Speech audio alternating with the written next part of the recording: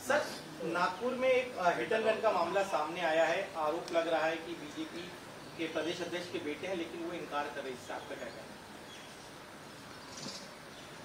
देखिए, बेटा किसका है, किस पार्टी का है या कौन है, उससे हमें मतलब नहीं। चाहे बेटा चंद्रशेखर बावनकुळे जी का हो, चाहे बेटा और किसी नेता का हो। क्या इस राज्य में कानून दो है? Hit and run cases Mumbai में, महाराष्ट्र में इतने बढ़ रहे हैं। ये बड़े बाप के बेटे नशे में धुंध होकर किसी को भी रास्ते पर कुचलते हैं, मारते हैं, जख्मी करते हैं। और जो बड़े बाप के बेटे होते हैं उनका एफआईआर में नाम तक नहीं है, आता है। कानून अगर एक है, इस देश राज्य में कानून और लॉ एंड ऑर्डर है, फडणवीस जी गृह मंत्री है, तो बताना चाहिए। नागपुर में जो हिट एंड रन का केस हुआ है, वो कार किसकी है, किसके नाम पर है, गाड़ी कौन चला रहा था, बाद में ड्राइवर की अदला बदली की, ये रिकॉर्ड पर है। आरटीओ ऑफिसर ने क्या किया, नेम प्लेट क्यों बदली, नेम प्लेट क्यों निकाल दी। अगर बावनकुळे जी का या उनके फैमिली का ये एक्सीडेंट से कोई संबंध नहीं है, तो ये चोरी छपाटी क्यों की, और जो गाड़ी चला रहे थे शहजादे, वो तो नशे में धूत थे, उनको बचाया गया है। ये सब मामला सामने आने के बाद कानून व्यवस्था कितनी उध्वस्त हो गई है। खास करके जहां फडणवीस जहां से आते हैं गृह मंत्री, उस शहर का हाल देखिए। अगर और किसी पार्टी का नेता का ये लड़का होता तो अब तक फडणवीस की फौज हमारे पर इतना हमला कर देती। लेकिन आज आपके प्रदेशाध्यक्ष की बेटा है, नशे में धूत रहा, ऐसे रिकॉर्ड पे है, गाड़ी चला रहा था, 2 लोग गंभीर तरह से जख्मी है, मौत से जूझ रहे हैं, और एफआईआर में नाम तक नहीं। एफआईआर में नाम नहीं है। अगर गाड़ी बावनकुळे जी की बेटे की है, उनकी है, बेटा चला रहा था, सब कुछ खत्म कर दिया एविडेंस, तो आपको अधिकार है कानून का नाम लेकर अपने विरोधियों को त्रासदी देने का? नहीं है। देवेंद्र फडणवीस, आप उस पद पर बैठने के लिए लायक नहीं हो। ये क्या फेयर जांच करेंगे? जब तक इस राज्य के गृह मंत्री फडणवीस जी है, तब तक किसी भी अपराध की फेयर जांच नहीं होगी।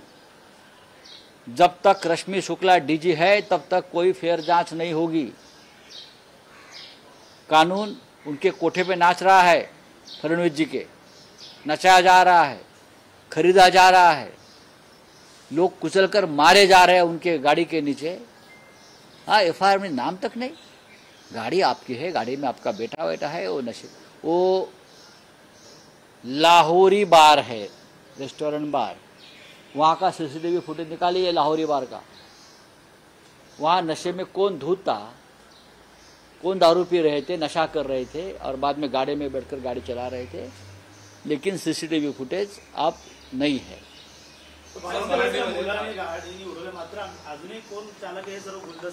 चंद्रशेखर बावनकुळेंचा हा विषय नाहीये। हा विषय फक्त बावनकुळेंचा आहे का, मी असं मानत नाही। या राज्यातल्या कायदा आणि सुव्यवस्थेचा जो कचरा झालेला आहे, म्हणजे कायदा 2 आहेत का? एका बाजूला नरेंद्र मोदी समान कायद्याच्या गोष्टी करतात ना, कायदा सगळ्यांसाठी सारखा, पण या राज्यात तसं नाहीये। जर दुसरं कोणी अशा प्रकारचा गुन्हा केला असता आणि तो दुर्दैवाने विरोधी पक्षातल्या नेत्याचा मुलगा असता, तर देवेंद्र फडणवीस आणि बावनकुळे यांच्या ज्या फौजा आहेत त्या तुटून पडल्या असत्या आमच्यावर। पण आज तुमचे प्रदेशाध्यक्षांचा मुलगा याच्या स्पष्ट दिसतो आहे। गाडी तुमची आहे, बावनकुळ्यांची। गाडीनं 6 गाड्यांना ठोकर मारली, 4 लोक जखमी आहेत, त्यातले 2 अत्यंत गंभीर स्वरूपात जखमी आहेत आणि ते जीवन मरणाशी झुंज देत आहेत नागपूरला. लाहोरी बारमधून नशेत धूत होऊन हे लोक गाडी बसले आणि गाडी चालवत गेले. गाड्या ठोकरल्या. त्यानंतर 2 ठिकाणी 2 वेळा झालं. हे सीसीटीव्ही फुटेज गायब केलेले आहेत नेहमीप्रमाणेच. त्यानंतर नंबर प्लेट गाडीची काढून टाकली. पहा तुम्ही, गाडीचे मालक जर बावनकुळ्यांचे चिरंजीव का बावनकुळे आहेत, मग FIR मध्ये नाव का नाही? गाडीची मालकी तुमच्याकडे आहे, मग गाडी कोण चालवत होतं? ड्रायव्हरची अदलाबदली झाली, स्वतः गाडी चालवत होते महाशय शहजादे युवराज, पण अपघात झाल्यावर ड्रायव्हरला बसवला आणि ड्रायव्हरचं नाव घेतलं.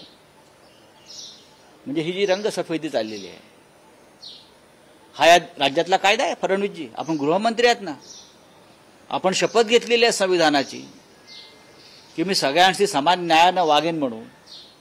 पण या राज्यामध्ये गरिबांना सामान्यांना एक न्याय आणि तुमच्या पक्षातल्या मोठ्या लोकांच्या मुलांना बाळांना त्यांना वेगळा न्याय. आमच्यावर तुम्ही गुन्हे दाखल करणार, आम्हाला अटका करणार आणि तुम्ही मोकाट सुटणार लोकांना चिरडून. हा कोणता न्याय आहे? हे कोणतं संविधान आहे?